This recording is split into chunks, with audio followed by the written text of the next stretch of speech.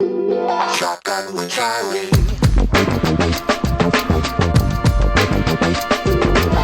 Riding shotgun refers to the practice of sitting next to the driver in a moving vehicle.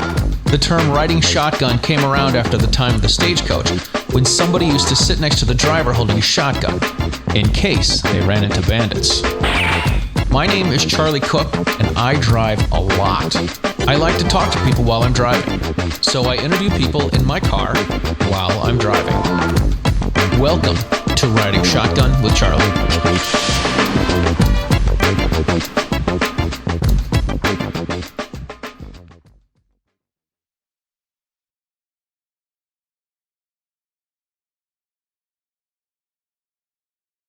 All right, ladies and gentlemen, welcome to this episode of Riding Shotgun with Charlie. We are back in New Jersey, and we have Alexander Roubian, the president or the founder? No, the president. The president. El Presidente. I've got the Presidente. He's the president of NJ2AS, which is New Jersey's Second Amendment Society. The S is the one I'm always, I can't remember. Before we start, we are going to apply some Lead Slingers hand sanitizer so we can shake our hands. It's really watery. You might want two hands. Oh. I told you. I always tell people, and they never believe me. I think I have one of the most sanitized hands in America. I'm still not shaking your hand. Oh, I'm a germ freak. Get out! You're out! I had no idea Howie Mandel was going to be in the car. Well, it's funny because, everybody always mocked me for my germ phobia kind of thing, and now it's become like an industry standard. So it's like, all right, cool, I don't have to shake your hand anymore. Perfect. I've been saying for a long time that with all of this that's going on, the people that have really won are the germaphobes and big plexi. Oh, right, for sure, yeah. I was wondering about the plexi industry. Everywhere you go, it's plexiglass. Everywhere. Which I still don't, I don't understand the logic. It's just, you have plexiglass, and then there's like openings there, and you can just reach around it. Or underneath. It's like, the way germs float around, that's how germs get transmitted. That's right. But whatever makes people feel better about themselves. It's the security theater, right? Yeah, exactly. It's a false sense of security. Absolutely. That is what it is. All right, we're in New Jersey. Let's talk Jersey stuff. Let's talk about you. How did you get into Speaking of Jersey stuff, this is a jug handle. You mentioned before. Jug handles are everywhere. New Jersey's the only place that has jug handles. I might have messed up and called it a jug head one time. Yeah, well, we got a lot of jug heads too. Oh man! All right, so how did you get into gun stuff? How does one guy start his own? Well, I mean, advocacy group? Yeah, it's a crazy story. I never grew up in a house of guns. It was never really talked about. They weren't like pro-gun, they weren't anti-gun. It was just like nobody ever really discussed it. And I was walking home one day. It was leaving my office. It was May 25th, 2011. And 20 feet behind me, I heard a man scream. I heard a loud bang. And everything went crazy. Wow. So I walked into my apartment and telling one of my friends, I was like, yo, I think someone's playing with fireworks out there and just got hurt. And she was like, maybe it wasn't fireworks. Went outside, and sure enough, we see this individual dead on the ground. Guy's name was Medado Churillo. He was a 44-year-old father. And just for fun, 3 teenagers, 2 17-year-olds and an 18-year-old decided just to pull up on him, harass him a little bit, and kill him for fun. Some type of gang initiation or something of that nature. So the natural progression to that was, I don't want to be that guy. I need to learn how to protect myself and my loved ones. And I looked into buying a gun in New Jersey. I realized how insanely ridiculous the whole process is. And I got involved at the time. I contacted the New Jersey Second Amendment Society, Frank Fiamingo, the president at the time and the founder. We started working together, and 5 years later, he retired because, as you can imagine, this is a very large, consuming, and stressful position with all the work that has to be done in our state. And I've just been running the organization since January 1st, 2015, and absolutely love it. It's a big passion of mine, and we have a lot of battles, and we have a lot of victories that unfortunately nobody talks about because they look at New Jersey as kind of like a lost cause. Yeah, I'm from one of the lost cause states too. I'm from Massachusetts. People, since I've started the riding shotgun and hanging out with all the Pro 2A folks, everyone's like, dude, Massachusetts is a blue state. It's an anti-gun state. When are you getting out of there? When are you leaving? And I'm like, I got kids. I can't leave keep my kids high and dry. Yeah. Well, in Massachusetts, you do have concealed carries, where I think the fundamental meaning of the Second Amendment is to bear arms, and we do not have the right to conceal carry in New Jersey. They claim they have a process, but nobody's ever approved. Yeah, it's ridiculous. Yeah, it's insane. People die because of New Jersey's gun laws, not because they're too strict, but because they don't allow individuals the right to be able to defend themselves, like the man I witnessed get murdered next to me. And the scary part is that if I took one more text message, 10 more seconds on a phone call in my office, I would have crossed paths with those individuals. And I was, dressed up in a suit, very nice, well dressed, well put together. Mm-hmm. So of course they're going to target me. Right. Looks like you've got money, a nice watch, a wallet, a nice phone. But that's the insanity. Everybody knows. Well, I hope most people know the story of Carol Bound, the South Jersey woman that was scared for her life against her psychotic, violent ex-boyfriend, and she had a restraining order against him. Wanted to protect herself because he was promising her, like, all the time, I'm going to find you and kill you. And that's what the family told me that he was always saying to her. And she went to the police department to apply for a gun permit. And for those of you that come from normal states, you go to your police department, or you don't even need a concealed carry permit. It's constitutional carry. But in New Jersey, you have to go to the police department and beg for a gun permit just to even be able to apply. And that's only if you can take Monday morning off. They play these games, right? Well, sure, you can apply, but our office is only open Monday mornings between the hours of 9 and 11. Well, most people work. What's the most important time, of the week for a business owner or for an employee? Monday morning, right? Yeah, so absolutely. Your boss is probably not going to say, "Yeah, sure, take off Monday morning." Like, and this is how they play these games. They manipulate it. They deceive you. They claim, "Oh yeah, we'll do this. Oh, we'll get it done right away." By law, the law says you have to get the permit within 30 days, and they've misconstrued that. So now people wait sometimes a year, 8 months.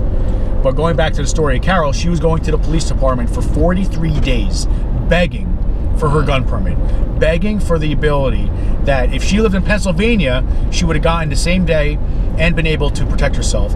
Ultimately, what happened was this man, as he promised, caught her in her driveway and stabbed her to death on the 43rd day that she waited for her gun permit. Unbelievable.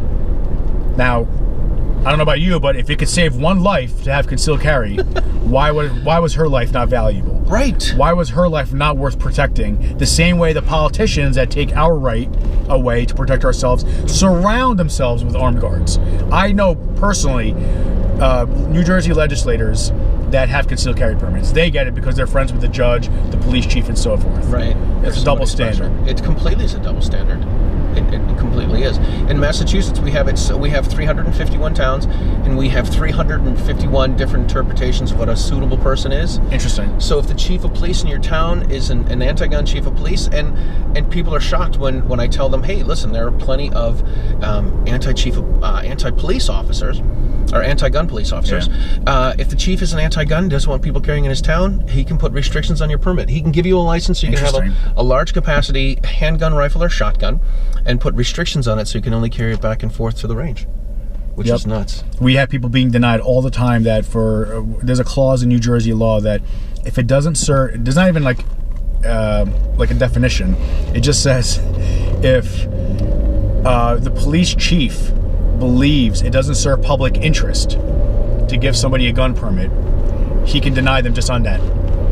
Just based off of feelings. Public interest. If it does not serve public interest, we're what the working. hell does that mean? Yeah, we're working with somebody right now. No criminal record, never been involved with law enforcement, and they contacted me yesterday, sent me the letter of denial. And the letter of denial specifically says it doesn't serve public interest to give you a gun permit. So what does that mean?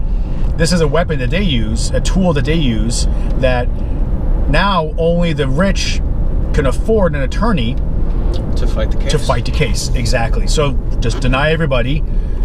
Maybe 5, 10, 20% might be able to even fight it, and afford an attorney to go to court and then tell the judge, because you can appeal it. Yeah. And they go to court and you say, Your Honor, I believe I should get a gun permit. And then the state's going to argue, well, he cannot get a gun permit because of X, Y, Z. He has a criminal record. He's a felon, whatever the case may be. In this situation, I just don't want this guy having a gun permit. I don't think it serves public interest. It serves public interest. That's ridiculous. It's insane. You know, and this is the insanity we deal with in states like New Jersey, where we have no right. We ultimately have no Second Amendment right in New Jersey. All guns are banned except by through exception. So you can have you cannot have any guns except for the guns that they approve. So there's like a banned list that the New Jersey Attorney General can define, add, and remove from. Right. So for those of you coming from normal states, and this is what can happen nationally, is we cannot have a threaded barrel on a semi-automatic rifle. Yep. We cannot have an adjustable stock. So you can get it pinned, so you have to take it to a gunsmith and they have to pin it or weld it, whatever, you know, stock you have on there. Yep. So you can get it pinned on the shortest, you can get pinned on the longest, but if that pin comes out and you remove it and you can make it adjustable, you're now a felon. Yeah. That's the level of insanity of the stuff we deal with in states like New Jersey, and that's why people have to help us fight behind enemy lines, because this is like a breeding ground of ideas. I actually have politicians on record, on video, stating, "Oh, so-and-so from New Hampshire, so-and-so from Wisconsin called us up. They want to pass these laws in their state, and how do we get it done?" Yikes. And you know, it's always under the disguise of public safety. Public safety, right? For the children, for the kids. If it saves one life. If it saves one life, exactly. The things I find frustrating about the folks in Massachusetts is we've got an AG, an anti-gun attorney general, and it's interesting to talk to gun folks because they're like, well, we should totally get rid of this lady because she does all this bad stuff for us, and if Joe Biden wants to make her the attorney general, that'll be great. No. She's doing this to a small state. She's screwing a small state for their Second Amendment rights. Yeah, exactly. And now you want to put her in Washington to screw the whole entire country? Exactly. Are you crazy? Yeah. The apathy that we see, not only from the gun community, but also a lot of the new gun owners that we're in contact and communication with that are reaching out for help and assistance on training and what kind of guns they should buy. But the apathy, and I got my gun permit in 60 days.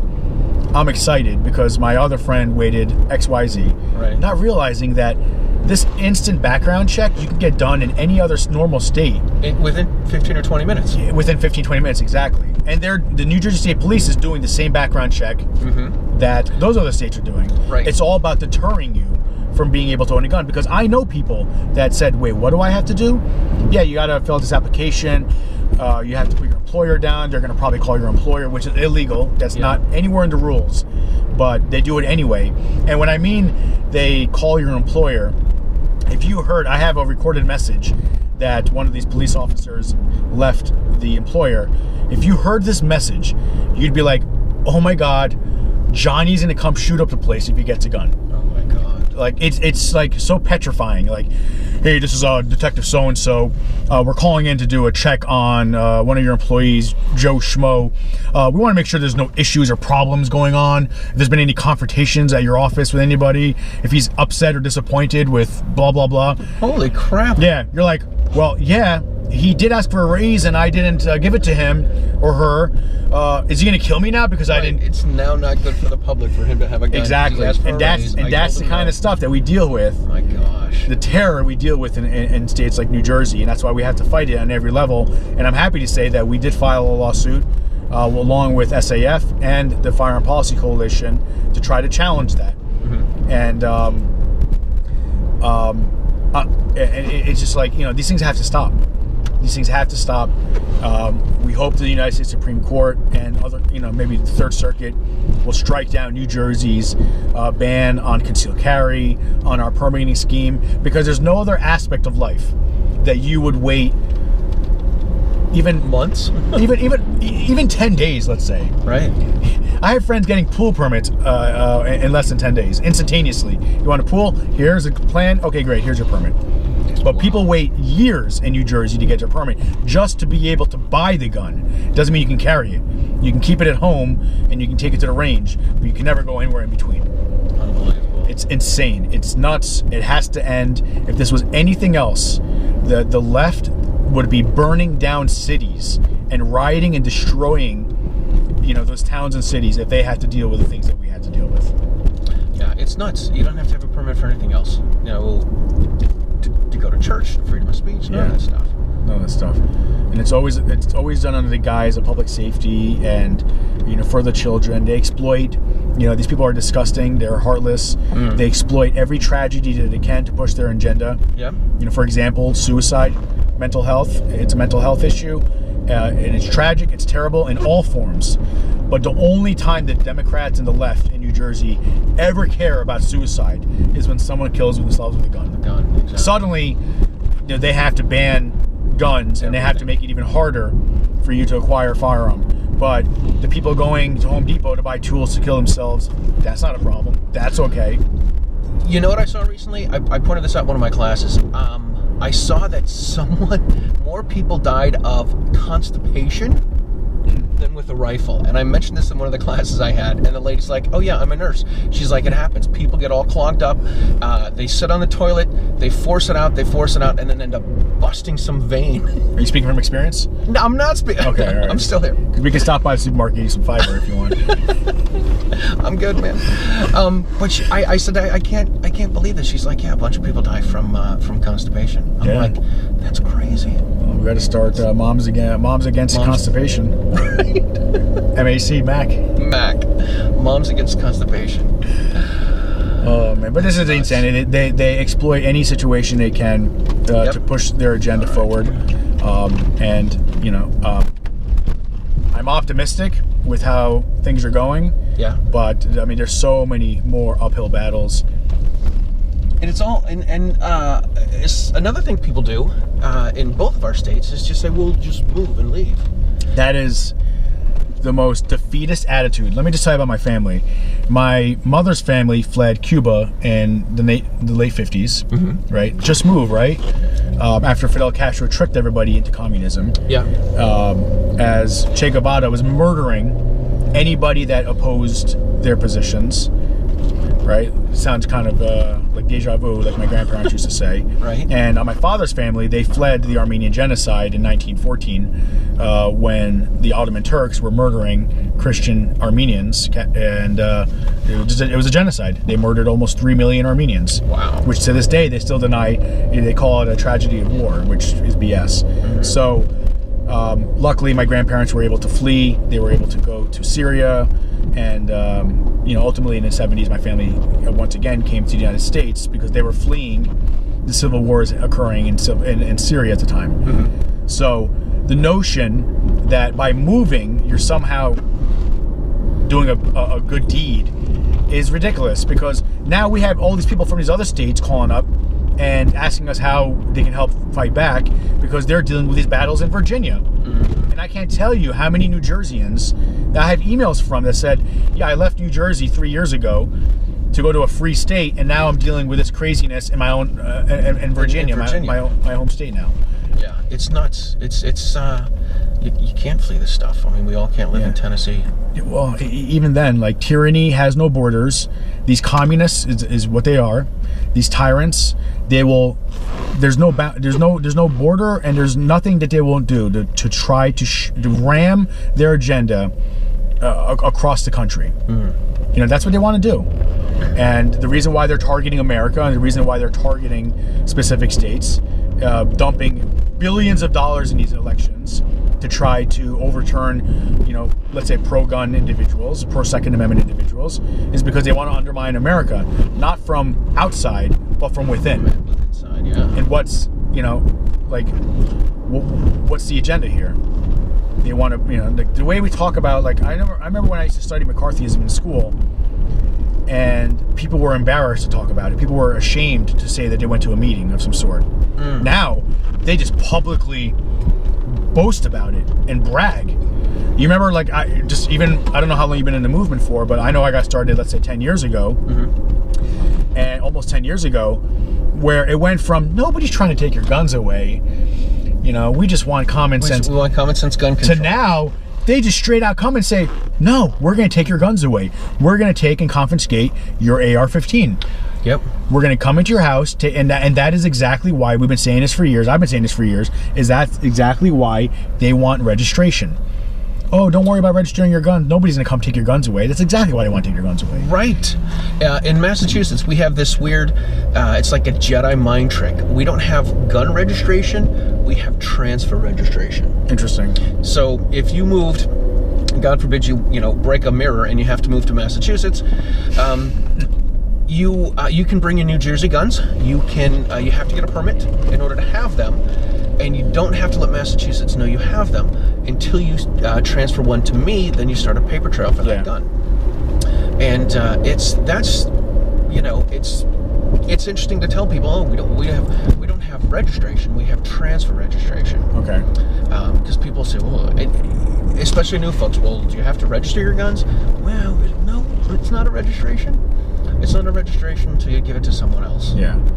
And that's how they keep track of all that stuff. Yeah, exactly. I can't tell you how many times we've had people get accused of something with no proof whatsoever, and the police went to their house with like a list of just, we know you have these guns. Right. Please turn them over right now because you were accused of this, or your neighbor doesn't feel comfortable. You got into an argument with your neighbor.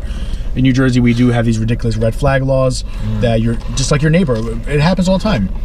And the police investigate and say, yeah, your neighbor doesn't feel comfortable. Your neighbor said you were yelling at him or her for putting up a fence. Or, putting up a fence. The leaves are falling over. Yeah, and you think I'm exaggerating. No, I actually know somebody that had gone into an argument with their neighbor because the neighbor was painting his side of the fence, and the paint was dripping on this individual's side. So that all they see is like these ugly drip marks. God. So they got into an argument, and apparently they got heated. I don't know how I can go back and read the report, but somehow the police got involved. There was a police report, just an incident report. There was no charges of anything filed. Right. And then a couple years later, he went to apply for a gun permit, and they said, well, you had this incident. We spoke to your neighbor, and he said that he doesn't feel comfortable with you owning a gun. Just like that. Unbelievable. We read about these like the Blair Witch trials and Salem Witch trials. The Salem Witch trials. No, the Blair Witch Project. Yeah. No, the Blair Witch Project's the movie, right? Yes. Yeah. There's the Salem Witch trials, right? And the Blair Witch trials. Yeah. Whatever, man. You see where I got mixed up. I know where you're going. And I saw this great meme. It said it had a picture of something from colonial times, and it says here in Massachusetts we've already had red flags since the exactly 1600s or 1700s or whatever. Yeah, exactly. Yeah, we read back then where like your neighbor could accuse you of being a witch, and you're a witch, and you'll be hung or drowned, and there was even certain parts where if somebody accuses you of being a witch, you'll get that person's property. Oh my gosh. So, this is exactly what it is. Like, oh, there's a gun owner. This is exactly how we're being treated. Oh, there's a gun owner. This person owns guns. Don't go to their house. Don't let your kids go play there. They want to put that scarlet letter on your chest as like, hey, I'm the big G. Like, I'm a gun owner. Yep. Let's treat that person differently. Let's shame that individual. Yeah, it's gun shaming, man. Yeah. It is gun shaming. I've only had one person. I don't know if this has happened with you, and I don't think you have.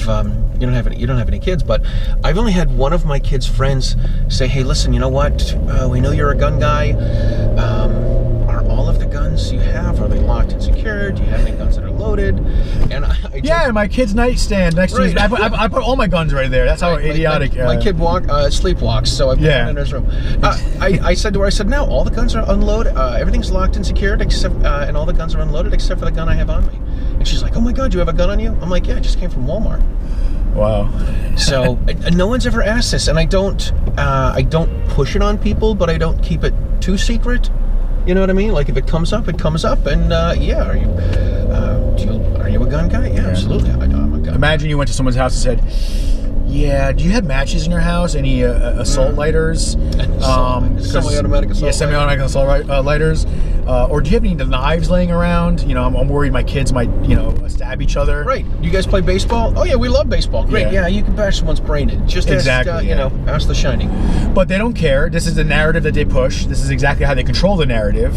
With this like scary, this scary, demonization of just like gun owners that like, yeah, I have guns. They're all my kid's nightstand. I leave them loaded, cocked, ready to go. Yeah. Sure. That's exactly what I do. Yeah, it's ridiculous, man. It ridiculous. Yeah. Well, I mean, this is the battle that we're fighting. It's going to get worse.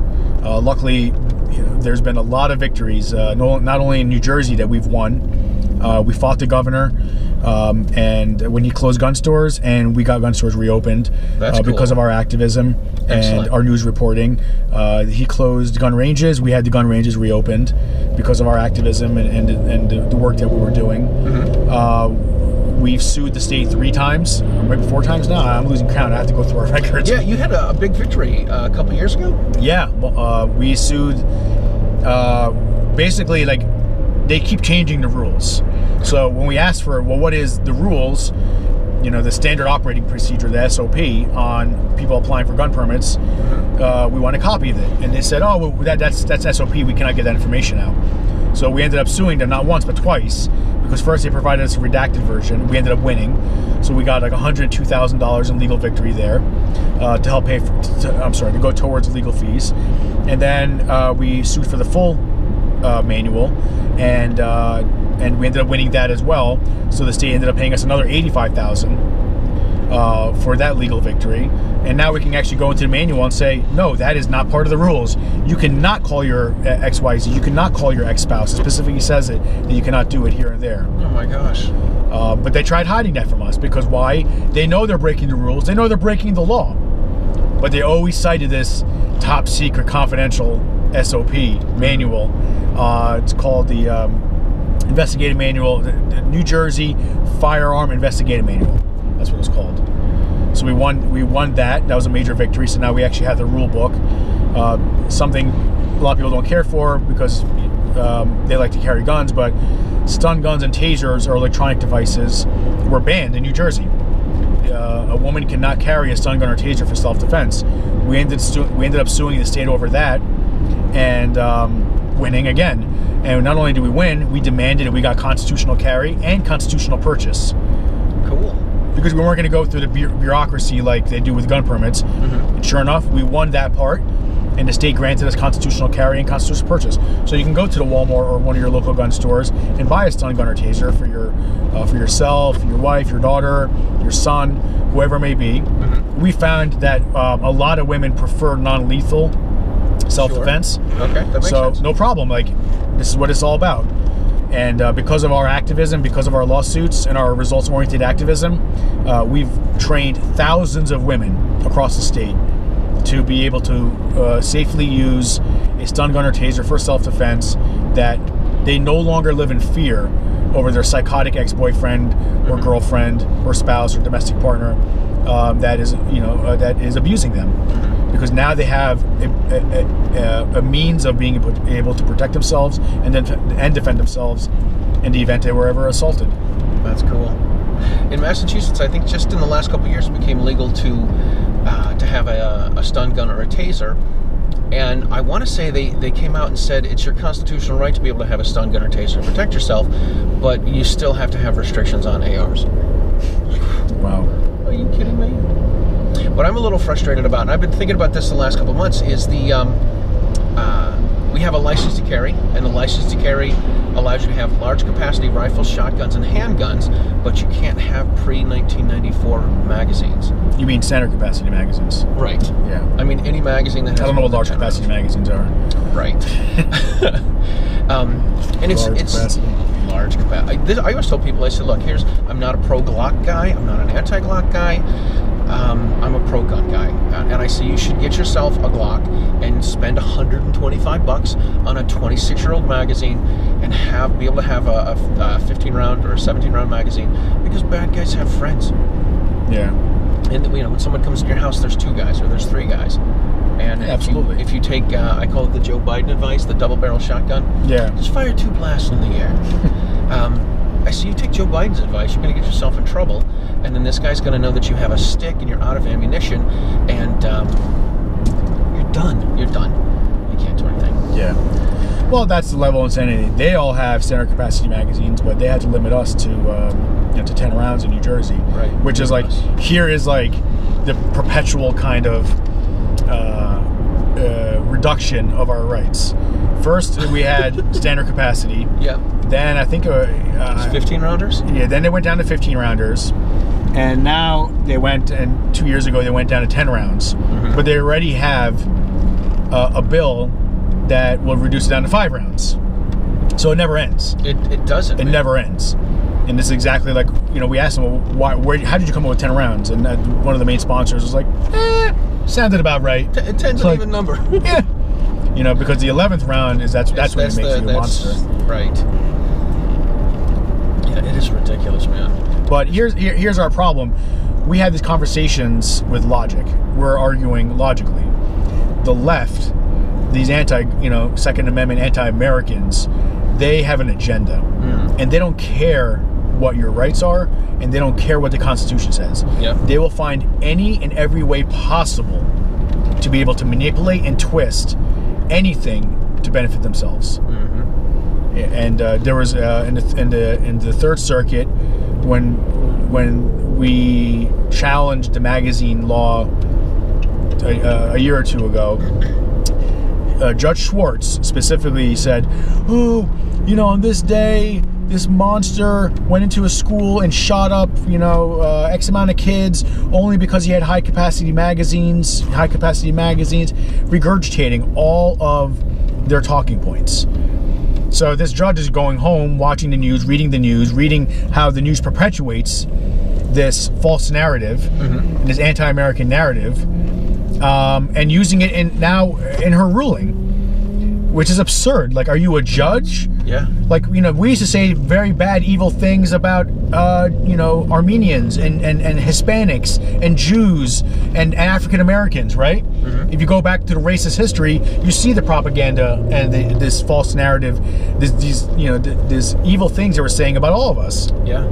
I'm not saying that as an Armenian. They were calling us vermin. That's why it was okay to exterminate us. The same way Hitler used to say the same thing about Jews. Oh, they're this, they're leeches. We studied all this in school about the propaganda they would push. Mm-hmm. So that when the left comes to put us in jail because we have a gun with an 11-round magazine, good old Johnny and Susan are going to be like, well, that guy was a terrorist because he had those types of guns. Society's safer because of that. Of putting this person in jail. It is ridiculous. All right, listen, we are almost where we need to be, and we need to wrap it up. So how can people find you? How can they find NJ2AS? Yeah, they can visit us on NJ2AS.org. All of our social media platforms, New Jersey Second Amendment Society. We got some big things coming, a lot of new undercover investigations. Just big things are happening in New Jersey that we have to fight nationwide. So if you guys want to find out more, NJ2AS.org. Thanks again for having me on, man. Thanks. All right, so you need to make sure you check out the Self-Defense Radio Network, SDRN.us.com. SDRN.us. Are you drinking that sanitizer, or are you putting it on your hand? Well, it's only 60% alcohol. Oh, okay. 62% alcohol. Yeah, you're 75% your minimum? Right. What the hell was I talking about? Oh, SDRN.us, Self-Defense Radio Network, is where you find all of your pro-freedom podcasts in one place. Please make sure that you like and share and subscribe to all the Riding Shotgun with Charlies. You can find the show on YouTube. You can find the show on Gunstreamer. You can also find it on the OpsLens app. You can listen to the show on Apple Podcasts, on Spotify, on iHeartRadio. I also have a store where you can buy Riding Shotgun with Charlie goodies. Like, there's a shirt back there that was made into a pillow, and you can find the... Oh, nice. I know, right? A little subliminal message. I kind of need a new pillow, so... You're not getting this one. Anyway, so you can buy the Gungram. I've got some Gungram goodies, some shirts and mugs, and Riding Shotgun shirts and mugs at teespring.com/stores/Riding Shotgun with Charlie. I want to make sure you take some of the hand sanitizer with you. Oh, okay. You might want to hand sanitize the bottle, so make sure it's all clean on the outside. It's very sticky. What's going on here? I tried to hand sanitize it. I don't know. Yeah, I got to sanitize the sanitizer. I got to sanitize the sanitizer. Well, thank you very much. Totally. Cool, man. Thank you so much for being on the show. Yeah, likewise. COVID tap. All right, and we will see you guys next time. Thanks a lot.